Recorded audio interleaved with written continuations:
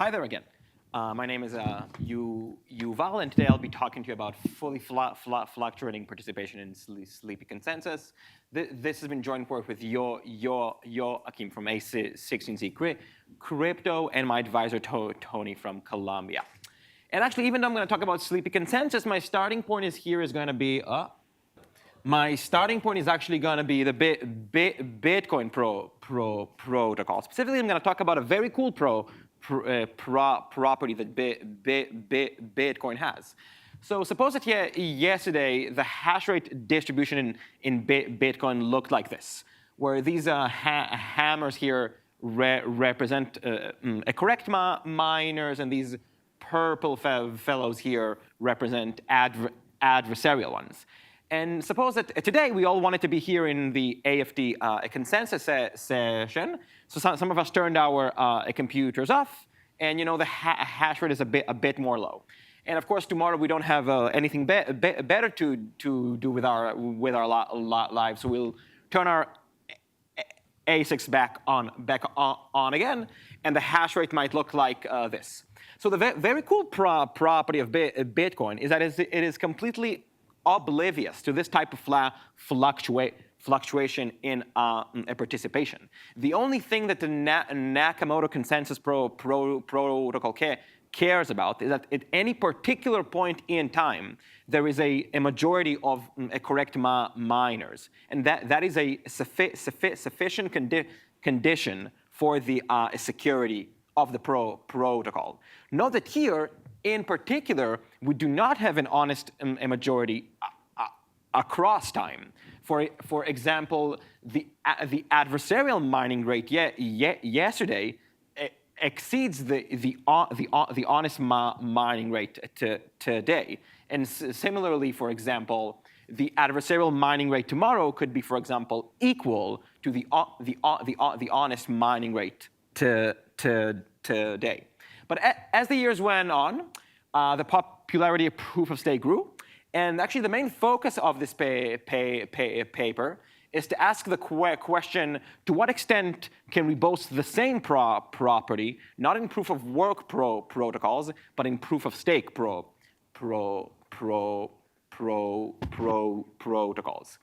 And good, let's start by maybe just like entertaining this idea and replace all our miners with stakers and their corresponding secret keys. Now would be a good time to note that when I'm talking about fluctuation in participation here, I'm not talking about reconfiguration. I'm not talking about a change in the set of stakers. I'm referring to the phenomena of dynamic availability, in which at every point in time, only an unknown subset of the stakers is actually active in the protocol. And good, and I guess one can clearly see after you stare at this for like a few seconds that any initial hope of designing a protocol with the same resilience to fluctuating participation clearly evaporates from the fact that there's nothing preventing the adversary from simply transferring keys. In some sense, the whole notion of an inactive adversary is kind of rendered void, because the moment that an adversary was active once, they can simply transfer their key to an adversary that will be awake in the future, and thus violating the honest majority assumption. So if we are to have any hope of designing protocols which are secure to what we call here fully fluctuating participation, our goal is to restrict the adversary in some way, and that is going to be the main focus of this talk. But before I do so, let me just be a bit more precise and a bit more formal about the model of consensus we are considering here, and about the type of fluctuations in participation I'm going to discuss throughout this talk. So the formal model we are going to operate here is what's known as the generalized synchronous sleepy model, originally introduced by Xi and Past, and later generalized by Malki, Imamos, and Wren. And the problem we are going to consider is that of atomic broadcast state machine replication, in which the parties are tasked with maintaining a consistent and live log of incoming transactions from, say, the environment. And in this talk, we're going to consider 4 types of what we call fluctuating participation. The first is actually the OG sleepy model of Xi and Pus. There are 2 types of parties, correct and corrupt. And correct parties can alternate between 2 states. They are either awake, which means they run the protocol as instructed, or they are asleep, which means they cannot do any local computation. They cannot receive messages until the next time they wake up. The original model of Xi and Pus actually puts a very strong restrictions on fluctuating participation on the corrupt parties. They must be chosen in the beginning of time and cannot change nor increase or decrease as time goes on. And already in that paper, they design a secure protocol for that setting. As time went on and this model received more attention, we actually noticed in the community that we can design secure protocols for a slightly more general type of fluctuating participation, what we call here the increasing participation setting, in which corrupt parties may join the protocol as time goes on, but they are still not allowed to leave. Note that in both of these settings, both the consistent participation and the increasing participation, this key transfer attack that we saw on the previous slide is in some sense render void. Because sure, the adversary can move their key to a different adversarial party, but they're still not going to be counted as if they are inactive, because the moment an adversary was active once, they're active until the end of time. In this talk, we are going to care about settings in which we do want to discuss the phenomena of adversaries going offline. Starting with the decreasing participation setting. You can think about this as an analog of the increasing participation one, in which participation starts out high, both of correct and corrupt parties, but may go down as time goes on. At some point, for example, the participation of correct parties may be below of that of the corrupt parties at the beginning of time. As we just saw on the previous slide, and one can make that argument formal as well, you cannot design secure protocols in the sleepy model in this setting. Finally, we have arguably the most general type of fluctuation in participation, which is what we call the fully fluctuating participation setting. In this model, the only restrictions we actually impose is that, again, like in Bitcoin, at every point in time, there is an honest majority, but no further conditions beyond that.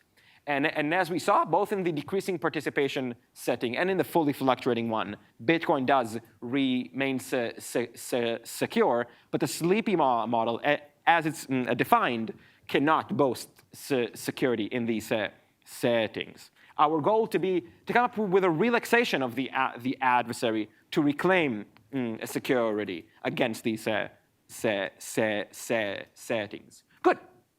So let us go back to our nice slide here with all the stakers and all their keys. As we saw, it'll be really bad if this adversary here can just send their key to adversaries which are awake in the future. So in some sense, we need to avoid this happening. And let's consider the following idea. Instead of giving people access to their keys in the clear, we're actually going to give them access only to all the functionalities they need from the key, but they're not actually going to hold the key in their hand. In a more formal way of saying this, we're going to only provide them oracle access to their keys. We're going to take all of their keys, we're going to put them inside this nice box that's locked, and we're going to allow them to interact with this oracle as they see fit. For example, if any party wants to sign a message M, it is allowed to do so. Simply send the message M to the oracle, and it will return a valid signature on the message M with their respective key. But in particular now, we dubbed this model, by the way, the external adversary model. Again, I know I'm riding the wave of bribes a lot today. Think of it as an adversary which is external to the chain, and it may pay people in the chain to engage in some malicious behavior, but arguably people are going to be quite reluctant to give up their own keys. They may use these keys for more purposes than this particular chain, and arguably it's maybe a realistic model. Up to you guys, I guess. Good. Is the model clear? Well, I guess I don't have time for questions now, really, so I'll just continue. Yeah, well, we can clearly now see that at the very least, we can no longer have the adversary which was awake yesterday send their key to the adversary which is awake today. But I want to note that this doesn't mean that the adversary cannot play some shenanigans here. In particular, what's going to be the main challenge in designing protocols for this setting is the fact that we cannot afford the instructions of the protocol to be what I'm going to call here predictable in some sense. For example, it's going to be very bad if an adversary that was only awake yesterday, in some sense, knows what it needs to send in order to appear as if it was active today as well. Because if it did, it could do the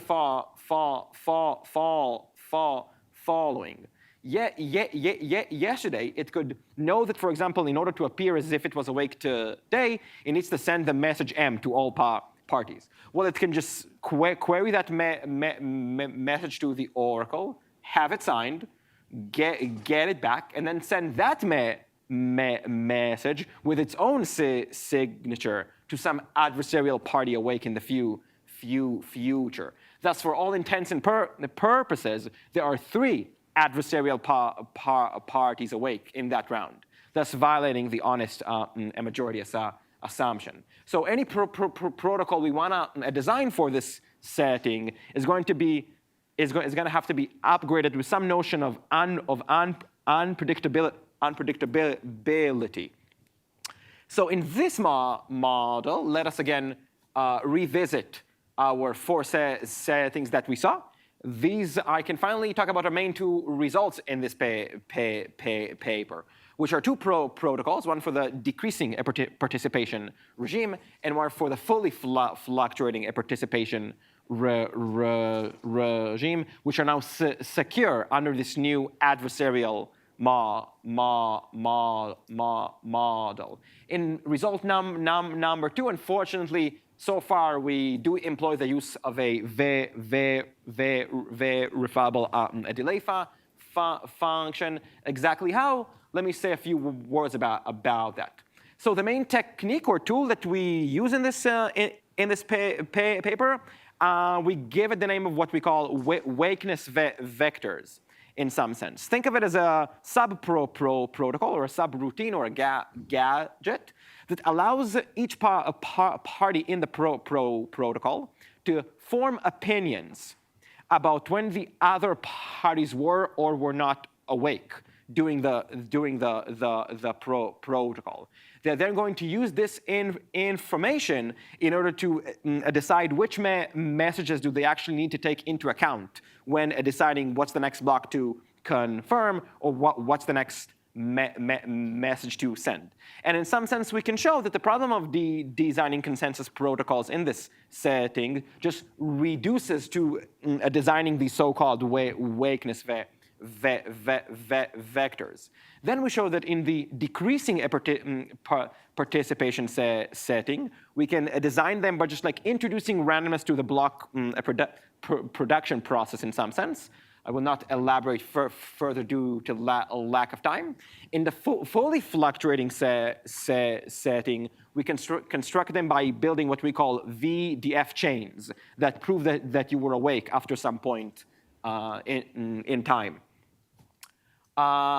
Due to lack of time, I cannot go into further technical details, but let me just sum up. We started with the observation that the standard sleepy model cannot boast the same level of security as proof-of-work protocols can in terms of fully fluctuating participation. We then came up with this new adversarial model, which we dub here the external adversary model, which is hopefully arguably somewhat realistic. And then we show that in this model, proof-of-stake protocols can actually reclaim back the security that Bitcoin has. Thank you. OK, we have time for a few questions. Yes, this was a quick talk, actually, I think. Thank you. Very nice talk. So I want to understand two questions. Like, A, how do you model VDFs? Like, yes. And whether the rate can change. Two, like, if you have VDFs, why are you not able to get like fully sleepy consensus? Could you just? Yeah. Well. Oh, yes.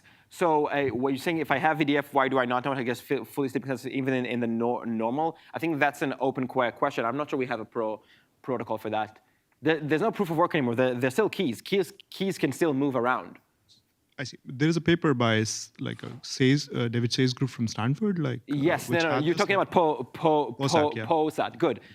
POSAT exactly. It does not say it explicitly. POSAT exactly assumes an external adversary model. It will not be. It is not proven to be secure. And my guess would be is that it's not if keys can actually move around between the adversarial parties. Okay, that's interesting. Could you also just say about the VDF modeling? Like, oh, the VDF model here, yes. For the purposes of this paper, we assumed that like an ideal VDF in some way, which I agree is non-realistic. The adversary has no speed up at all. I was going to list this as an open problem to get rid of this VDF, but I'm aware of a group that is already making progress on that front. It seems like it is doable to remove this VDF assumption from the protocol in this external adversary model. Yes. Thank you. OK, any other questions? Hey, great talk. Quick question.